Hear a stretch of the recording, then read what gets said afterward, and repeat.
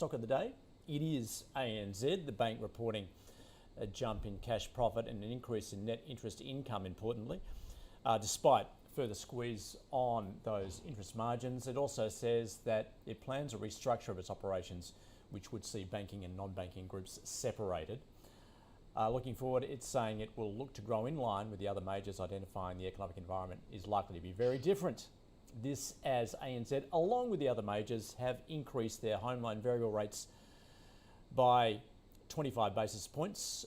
Shares popping on the open, but have since pulled back in the session. So, Andrew, ANZ, and well, I guess a chance also to talk more broadly about the financials in this rising rate environment.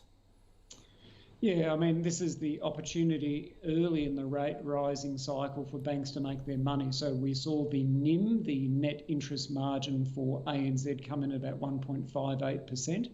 And you would expect probably the first 2-3 rate rises, the NIM, the bank's NIMs will actually increase. So that's a real positive for banks. But then sort of 3 to 4 rate rises in, you actually start to see some credit quality concerns start coming in, the provisions start creeping up, and will that in fact impact banks' abilities to sort of keep paying those great dividends? So we are in the sweet spot at the moment for banks. The ANZ result was pretty much in line with consensus, maybe off a touch where the market wanted it to be, but generally speaking, no great surprises. Starting to see some loan growth come back into the system.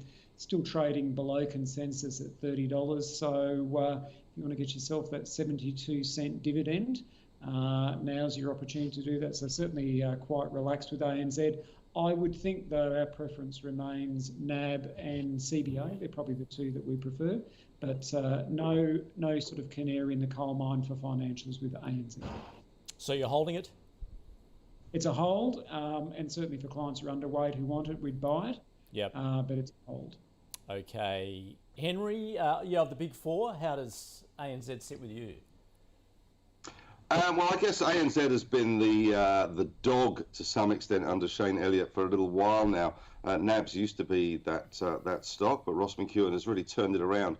He's got pretty good pedigree in this with RBS, his turnaround there. So ANZ was always primed to disappoint, and it didn't really disappoint as much as people had thought it was going to disappoint. So that's, I guess, a slight positive in their favour. But they are undergoing a transformation. Shane Elliott talks about transforming the bank, a whole new technology platform coming through, early days, all that sort of stuff.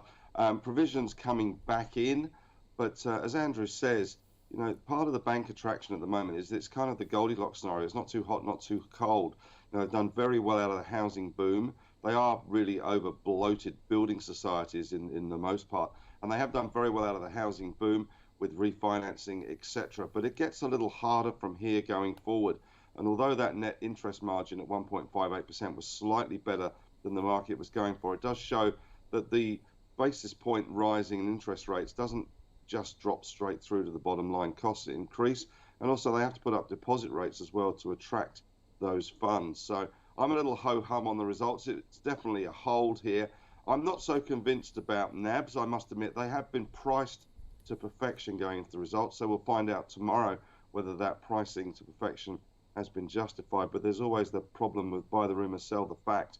But it certainly has been the turnaround success story. CBA remains the premier bank. But ANZ for me is a hold, pretty uninspiring. Transformation continuing, still a long way behind in getting mortgages on board in terms of growing that mortgage book. I think it's $248 billion for the mortgage book, and really Shane Elliott saying no signs of that increasing dramatically until at least the second half of this year. So I think ANZ still has some problems, but they're probably not as bad as some had been expecting. So it gets a small tick there. It's a hold, probably number 3 in the sector for me at the moment. Yeah, I think that's where it rates with Andrew as well. So it is a hold, but uninspiring from both of you.